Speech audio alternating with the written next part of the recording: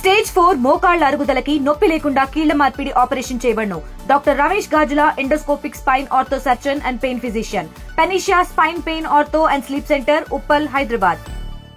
42% బీసీల రిజర్వేషన్పై హైకోర్టు ఇచ్చినటువంటి తీర్పుపై కూడా చాలా మంది స్పందిస్తున్నారు. ఇప్పటికీ బీసీ సంఘాలు కూడా ఒకవైపు మండిపడుతున్నటువంటి నేపథ్యంలో బీఆర్ఎస్ నాయకులు కూడా ఒక సూచనలు కూడా గతంలో చేశారు. కానీ అలవి కాని హామీలు అని ముందే తెలిసినప్పటికీ కూడా దీనిపై ఇక్కడ కాంగ్రెస్ ప్రభుత్వం తీసుకున్నటువంటి నిర్ణయం సరికాదన్నటువంటి ఒక ఆలోచనలు కూడా చేస్తున్నారు. దానిపై కూడా ఇక్కడ బీఆర్ఎస్ నాయకులు కూడా మండిపడుతున్నటువంటి పరిస్థితి. ప్రస్తుతానికి ఉమ్మడి వరంగల్ జిల్లాలో కూడా ఒక్కొక్క చోట ఒక్కొక్క ఆందోళన కార్యక్రమాలు కూడా రూపకల్పన చేస్తున్న నేపథ్యంలో బీసీలు కూడా ఆందోళనకు సిద్ధం అవుతున్నారు. అందులో భాగంగా ఇక్కడ అనేక కార్యక్రమాలు జరగబోతున్నాయి. ప్రస్తుతానికి మాజీ డిప్యూటీ సీఎం అలాగే తాటికొండ రాజయ్య గారు, స్టేషన్ గణపూర్ మాజీ ఎమ్మెల్యే ప్రస్తుతం అంటూ ఉన్నారు. వారి స్పందన ఏ విధంగా ఉంటుంది, బీసీల రిజర్వేషన్లు ఎందుకు ఇక్కడ అమలు కావడం లేదన్న దాని మీద అనేక స్పందనలు కూడా వ్యక్తం అవుతున్నటువంటి నేపథ్యంలో ఇక్కడ మాజీ డిప్యూటీ సీఎం తాటికొండ రాజయ్య గారు మనతో ఉన్నారు. సార్ నమస్తే సార్.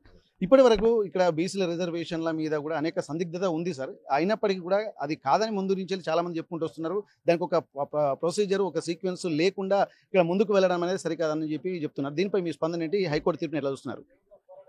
పిల్లి పాలు తాగుతూ కళ్ళు మూసుకుంటుంది, ఎవ్వరు చూడట్లేదని చెప్పేసి ఒక పక్క క్లియర్గా సుప్రీంకోర్టు గైడ్ లైన్స్ 50% రిజర్వేషన్స్ ఎట్టి పరిస్థితుల్లో దాటొద్దు, ఒకవేళ 50% కంటే ఎక్కువ ఇవ్వాలని రాష్ట్ర ప్రభుత్వాలు కనుక నిర్ణయించేది ఉంటే రాష్ట్ర ప్రభుత్వము అసెంబ్లీలో తీర్మానం చేసి గవర్నర్ ఆమోదంతో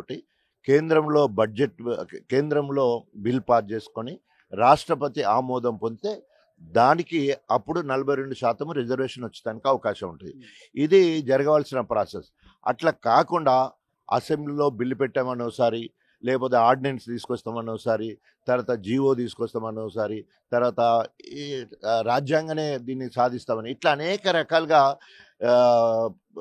బహునాలికలుగా కలిగిన లెక్క మాట్లాడడం అనేది సిగ్గుచేటు. ఈరోజు బీసీలే కాదు, ఇప్పటికీ మాదిగ సామాజిక వర్గం మొత్తం కూడా రేవంత్ రెడ్డిని తూ అంటున్నది. కారణం ఏంటంటే మాదిగలకు ఎంపీ సీట్లు ఇచ్చినప్పుడు మొండి చేయి చూపించడం, కంప్లీట్గా మొండి చేయి చూపించడం జరిగింది. 2 మాలలకు ఒక బైండ్లా ఇవ్వడం జరిగింది. మంత్రివర్గం చూస్తే మరి ముఖ్యమైన స్పీకర్ స్థానంలో ఒక మాల, తర్వాత డిప్యూటీ సీఎం స్థాయిలో ఇంకో మాల, మోచి కమ్యూనిటీలో ఇంకొకరికి ఉంటే మాదిగలందరూ కొట్లాడంగా ఆఖరికి చివరికి మరి లక్ష్మణ్ కుమార్కి ఇచ్చే పరిస్థితి అయింది. తర్వాత అంతేకాకుండా మళ్ళీ తర్వాత ఆయనకు అవకాశం వస్తే సికింద్రాబాద్ కంటోన్మెంట్ ఏరియా కాకపోతే అక్కడ కూడా మాలకే ఎమ్మెల్యే ఇవ్వడం జరిగింది.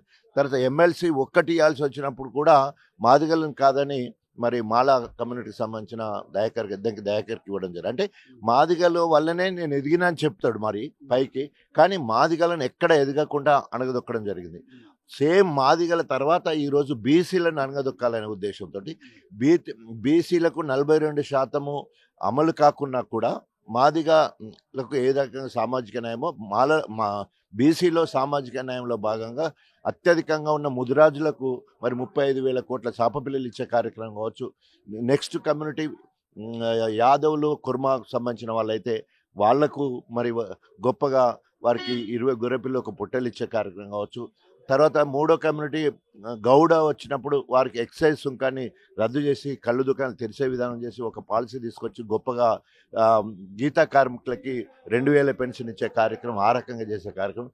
4వ కులంగా ఉన్న పద్మశాలి కానీ లేకపోతే చాలా కమ్యూనిటీకి సంబంధించిన వారిని ఆదుకునే కార్యక్రమం. ఇట్లా ఏ రకంగా చూసినా కూడా అన్ని రకాలుగా బీసీలకు సామాజిక న్యాయం చేసింది బీఆర్ఎస్ ప్రభుత్వం.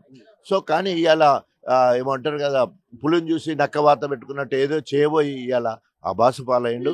మరి అనేక సందర్భాలలో సుప్రీంకోర్టు కానీ హైకోర్టు కానీ అనేక మొట్టికాయలు వేసినా కూడా రేవంత్ రెడ్డి వ్యక్తిగతంగా ఆయనకి ఇప్పటికి రాలే, ప్రభుత్వ పరంగా కూడా కాంగ్రెస్ ప్రభుత్వం అనేక మొట్టికాయలు పడ్డాయి. లగచర్ల విషయంలో కావచ్చు, హైడ్రా విషయంలో కావచ్చు, మూసీ ప్రక్షాళన విషయంలో కావచ్చు, అనేక సందర్భాలలో సుప్రీంకోర్టు కూడా ముట్టికాయలు ఇచ్చిన సందర్భం కనబడుతుంది. అయినా కూడా ఇప్పటివరకు దున్నపోతు మీద నీళ్లు పడ్డట్టే తప్ప ఎక్కడ కూడా మార్పు కనిపించని పరిస్థితి. గతంలో రేవంత్ రెడ్డి గారే విషయం చెప్పారు, 42% ఎట్లా సాధ్యం అవుతుందని చెప్పి తను పాత వీడియోలు కూడా మనకు వైరల్ అవుతున్నటువంటి పరిస్థితి. అయినప్పటికీ కూడా ఎందుకు ఇదంతా తెలిసి కూడా ఎందుకు చేస్తున్నట్టు, మరి దీని మీద కూడా బీసీల స్పందన ఎలా ఉండబోతుంది, దానికి సంబంధించి వారికి మీరు ఎలా సపోర్ట్ చేయబోతున్నారు?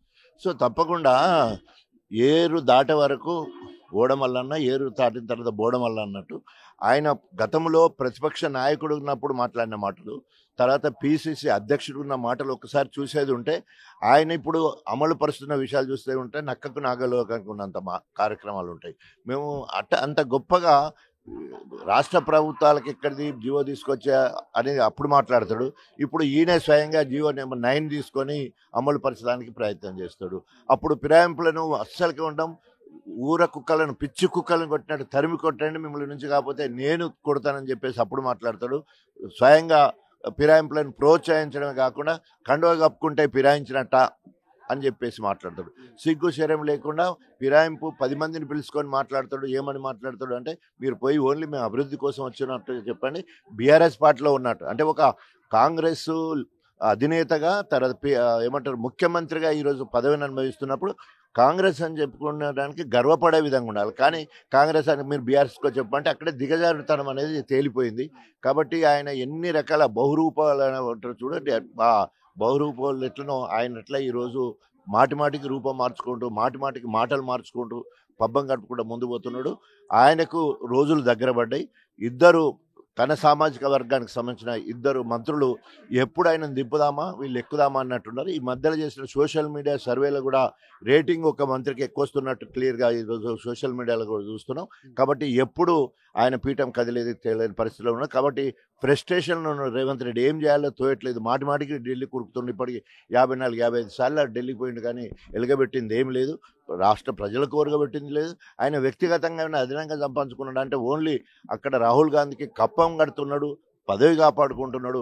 అయినప్పటికీ రాహుల్ గాంధీ అపాయింట్మెంట్ ఇచ్చే స్థాయిలో మాత్రం లేదు. సార్, ఇప్పుడు మీరు చెప్పినట్టు సుప్రీంకోర్టు గైడ్ లైన్స్ ప్రకారం 50% మించితే వర్తించదు అని చెప్పి అన్నారు. దీనికంటే ముందు తమిళనాడులో కూడా ఇక్కడ వాళ్ళ రిజర్వేషన్లు కూడా సాధించుకున్నారు. ఒక ప్రొసీజర్ పార్లమెంట్లో చట్టం చేయించి మరి వాళ్ళు సాధించుకున్నారు. మరి ఆ ప్రాసెస్ తెలిసి కూడా ఎందుకు మొదలు పెట్టలేకపోతున్నారని అంటున్నారు. మరి ఎన్నికలు రాగానే వీళ్ళు బీసీల అంశం ఎందుకు తెరపైకి వచ్చింది అనుకుంటున్నారు? సో తప్పకుండా అదే ఒక తమిళనాడు ప్రభుత్వం ఆనాడు జయలలిత గారు కేంద్ర ప్రభుత్వంలో అప్పుడున్న పరిస్థితులను బట్టి కేంద్ర ప్రభుత్వానికి మద్దతు తెలియజేస్తారని చెప్పేసి ఆ రకంగా తీసుకురావడం జరిగింది. ఇక్కడ కాంగ్రెస్ బీజేపీ బద్ధశత్రువులు, కానీ ఈయన మాత్రం బడాబాయ్ చోటాబాయ్ లెక్క ఇద్దరు పలుమార్లు కలుసుకుంటా అంటారు.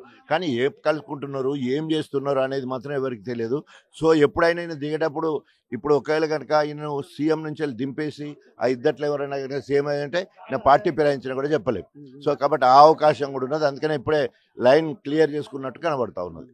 అయితే ఇక్కడ ఇప్పటివరకు అయితే ప్రస్తుతానికి ఇక్కడ గతంలో కూడా ఎస్సీలను కూడా రిజర్వేషన్ల పరంగా చెప్పి సామాజిక వర్గంలో ఉన్నటువంటి అందులో ఉన్నటువంటి వాళ్ళ కొద్ది ఉపకులాలను కూడా ముందుకు తీసుకెళ్లినటువంటి ప్రయత్నం కూడా చేస్తున్నారని చెప్పి అంటారు. నిజమైనటువంటి ఎస్సీలను మాత్రం ఇక్కడ అణగదొక్కే ప్రయత్నం చేస్తున్నారు. సేమ్ అదే విషయాన్ని కూడా ఇక్కడ బీసీల విషయంలో కూడా ఇంప్లిమెంట్ చేస్తున్నారు. 42% పేరు చెప్పి అందులో ఉన్నటువంటి మేజర్ సామాజిక వర్గాలకు కూడా తీవ్ర అన్యాయం జరుగుతుంది, కొంతమందికి మాత్రమే న్యాయం జరుగుతుందని చెప్పి అంటున్నారు.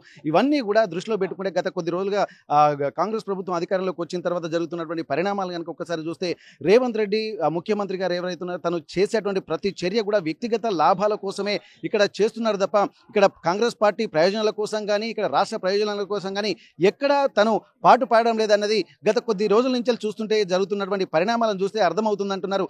ఇప్పటికైనా కూడా ఇక్కడ కేంద్రంతో కేంద్రంతో కూడా కొంత కలిసిపోయేటువంటి చర్యలు చేస్తున్నారు. కానీ వాళ్లకు కూడా తన నిజ స్వరూపం తెలిసి తను ఇప్పటి వరకు పూర్తి స్థాయిలో ఇక్కడ ఒక అపాయింట్మెంట్ కూడా ఇచ్చేటువంటి పరిస్థితి లేదు. ఇక్కడ కాంగ్రెస్ అధిష్టానం కూడా పట్టించుకోవడం లేదన్నటువంటి ఒక వ్యాఖ్యలు చేస్తున్నారు. ఇది 2 నాల్కల ధోరణులతోటి వెళ్ళేటువంటి విషయాలు కూడా మంచిది కాదన్నటువంటి ఒక సూచన కూడా చేస్తున్నారు. ఏదేమైనా సరే ఇప్పుడు 42% జరుగుతున్నటువంటి రిజర్వేషన్లపై కూడా ఇదొక చెంపపెట్టులాగా ఇక్కడ అభివర్ణిస్తున్నటువంటి పరిస్థితి. హనుమకొండ నుండి కెమెరా పర్సన్ వంశీతో వెంకటరత్నం, RTV వరంగల్.